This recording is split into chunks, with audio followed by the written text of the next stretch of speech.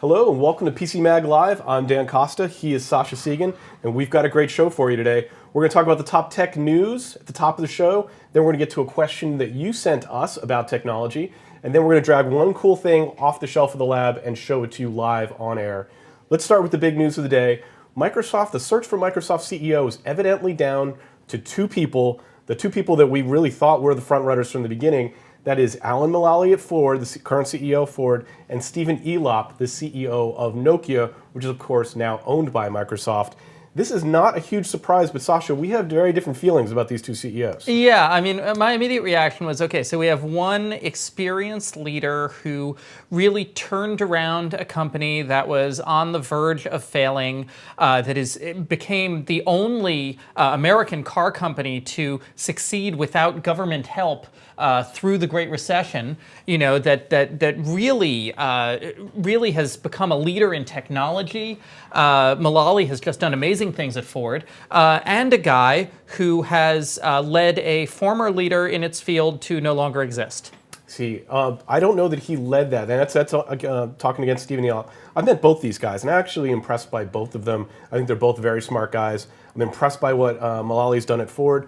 But Stephen Elop, I think that Nokia, when he took over Nokia, it was a leader, but largely in feature phones. Its smartphone division was in shambles. He gave that famous speech about the platform being on fire and having to make a move. He knew his instincts were correct. He picked Windows Phone as the next platform to move to. He just didn't have the firepower at Nokia or the resources to compete with a Samsung, to compete with an Apple.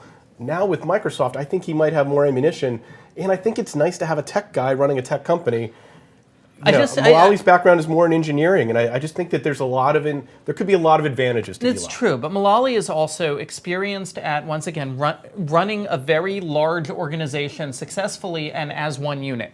Yeah. And Elop, yes, you're right. He made some really interesting phones. He played a bad hand as best he could, but ultimately it wasn't a successful play. Okay, Nokia is still struggling, and is that really the precedent you want to set? Is that the resume you want for the guy who's going to lead Microsoft? Yeah, pros and cons too. You know, Stephen Elop used to run Microsoft's business division, enormously profitable. But is that where they want to take the company? Do they just want to double down on the business side, or do they want to try and crack the consumer market, which is really where it's the much more difficult thing for Microsoft to do?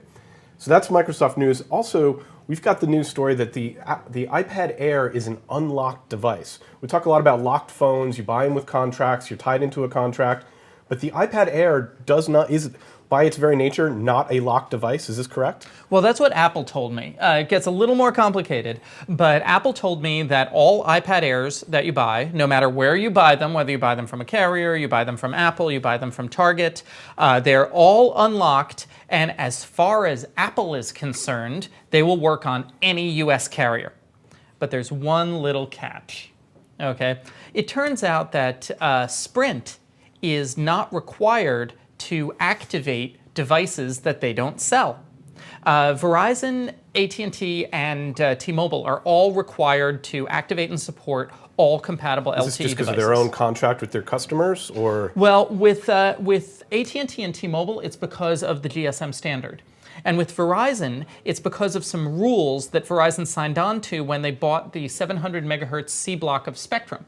Okay, so it's standards that they're subscribing to. Sprint doesn't subscribe to those standards. So Sprint will not activate iPads that were purchased from other carriers. You have to go to Apple, you have to ask for a universal iPad, and then you can, according to Sprint, activate that on any carrier, including Sprint.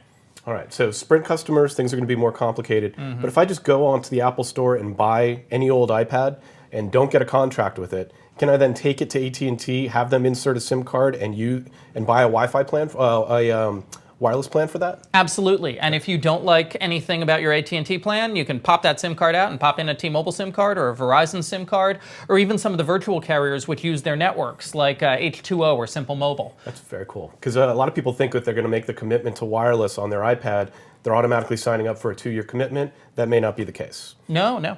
Excellent. Also in the news, we've been talking about Call of Duty. Call of Duty is out, and there were 2 stories about the Call of Duty resolution issues. And they break down by platform, and there's actually been a new wrinkle lately.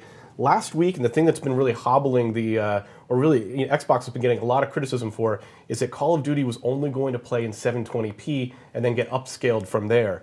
And the developers did this in order to make sure that they could deliver 60 frames per second and the gameplay would look good. And Sony fans have been hammering Microsoft fans over this because, obviously 1080p is going to be better. Well, now the reviews have come out for Call of Duty Ghosts on the PlayStation 4, and it turns out running 1080p at 60 frames per second is causing some judders and some jags. So now my question is, basically, can we not get a console-class GPU that can do 1080p 60? Is that the issue here? I think this was really about timing. I think it was about when developers got the code, when they went final, and when they were really able to optimize for these platforms, which were in flux until very, very recently, especially the Xbox One. I think the platform I think the platform can run at 1080p. This particular game wasn't able to get done in time. And now we're seeing that, the path that developers went with the Xbox One may have been the better path. We haven't seen those reviews, so we can't tell whether that performance is really going to be good or not. But a lot of the flack that the Xbox One caught may not have been deserved because the PlayStation 4 is having a lot of the same issues. And I would definitely pick upscaled 720p content over choppy 1080p content. I mean, upscaled 720p content, I've seen this on TVs, with movies, with TV shows. Upscaled 720p content maybe looks a little smoothed out, but provided you're sitting at any distance from the screen at all, it isn't really bothersome. But choppy frame rates are something you notice immediately. Yeah, especially on a first-person shooter, I would choose frame rates over resolution any day. It's the nature of the game. You need it to move fast. You can't have hangs. So that's an interesting story. We will continue to cover this story as we get our review units in and as our reviews come out from under NDA. It's time for a question of the day. We answer questions via email, on Twitter, on Facebook. Today's question is from Sean. He's got a question about wireless plans. He wants to leave Verizon because his data throughput is way too slow, and he always has too few bars in New York City. He read that T-Mobile is the fastest and best, presumably on PCMag, and he's also read that they're so fast that they just had 1 billion people sign up. I think he's referring to the 1 million people that they just announced in the last quarter. But does that mean that he should move over to T-Mobile, or should he stick with Verizon if he's using data in New York City? Well, if you're not satisfied with your carrier, then don't necessarily stick with your carrier. I actually use T-Mobile here in New York City, and I'm pretty satisfied with them. They are not anywhere near saturation point on their LTE network. They have a long way to go. The only issue with T-Mobile in New York City specifically is because the carrier doesn't have a lot of low-band spectrum, you aren't going to get great LTE coverage deep within buildings. So if that is a major concern of yours, you might want to look at AT&T instead, because they have both pretty fast LTE speeds right now and great in-building coverage. Very cool. Well, there you have it. T-Mobile, completely legitimate option. It is now time for one cool thing. We test thousands of products every year in the labs in New York City.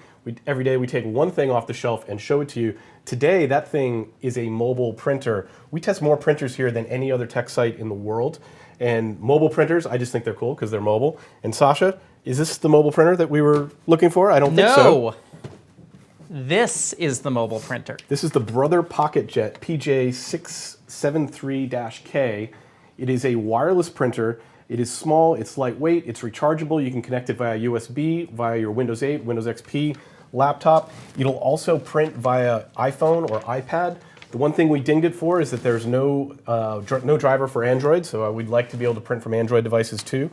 But a great mobile printing device that uses thermal paper. That's the only compromise you make when you're going to have a printer that weighs less than a pound, is that you're going to need to get custom paper, not your traditional laser paper in there.